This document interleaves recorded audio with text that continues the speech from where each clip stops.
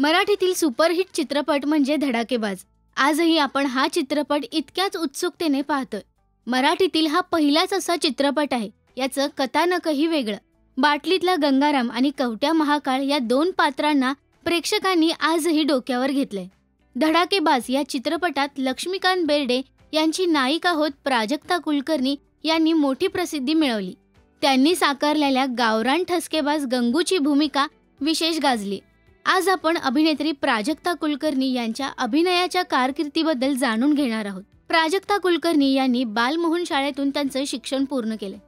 त्यानंतर त्यांनी डी.जी. रुपारेल कॉलेजमधून पदवीचं शिक्षण पूर्ण केलं. प्राजक्ता या मध्यमवर्गीय कुटुंबातील होत्या. त्यांचे वडील नोकरी करायचे. त्यांना एक भाऊ आणि 4 बहिणी आहेत.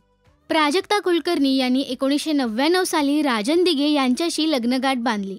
राजन हे आर्किटेक्ट असून या दोघांना एक मुलगा देखील आहे, जय दिघे. जयने लंडनमध्ये त्याचं शिक्षण पूर्ण केलंय. तो फोटोग्राफर सुद्धा आहे. तो सध्या अविनाश गोवारीकर यांच्या स्टुडिओमध्ये काम करतो. शाळेमध्ये 5वीत असताना त्यांनी सुलभा देशपांडे यांच्या चंद्रशाळामध्ये सहभाग घेतला होता. इथे गेल्यानंतर त्यांना नृत्याची आवड निर्माण झाली. 10वीमध्ये असताना प्राजक्ता यांना चित्रपटात काम करायची संधी मिळाली. विशेष म्हणजे एवढ्या लहान वयात सिनेसृष्टीत पदार्पण करणं हे त्यांच्यासाठी मोठी गोष्ट होती. मात्र आई-वडिलांनी भक्कम पाठिंबा दिला.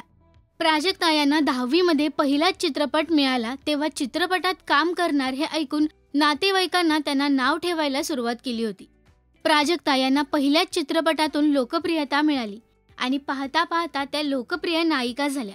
विशेष म्हणजे प्राजक्ता यांची लोकप्रियता पाहता त्यांना नाव ठेवणारे नातेवाईकही तिची ओळख सांगून सगळीकडे मिरवू लागले. यानंतर 1986 साली एक कहाणी या हिंदी मालिकेत त्यांनी काम केलं आणि खऱ्या अर्थाने त्यांचा अभिनयाचा प्रवास सुरू झाला. यानंतर 1990 मध्ये गुंज या हिंदी चित्रपटात त्यांनी काम केलं. 1990 मध्ये आलेला धडाकेबाज या त्यांचा पहिला मराठी चित्रपट होता.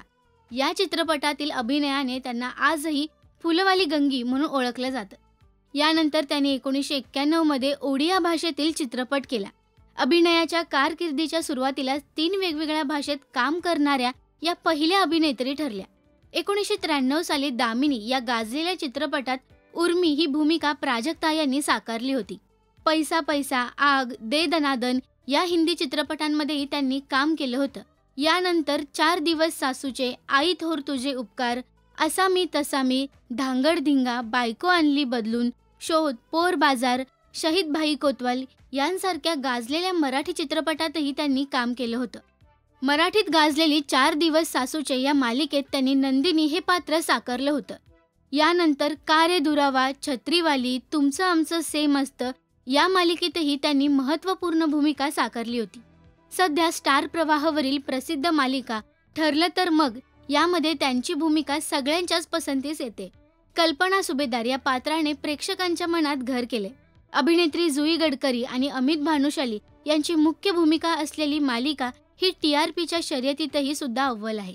तर प्राजक्ता कुलकर्णी यांचं आधीचं काम तुम्ही पाहिलं होतं का हे आम्हाला कमेंट करून नक्की सांगा. मराठी सिनेविश्वातील बातम्या, अपडेट्स आणि गॉसिपसाठी सबस्क्राईब करा राजश्री मराठी.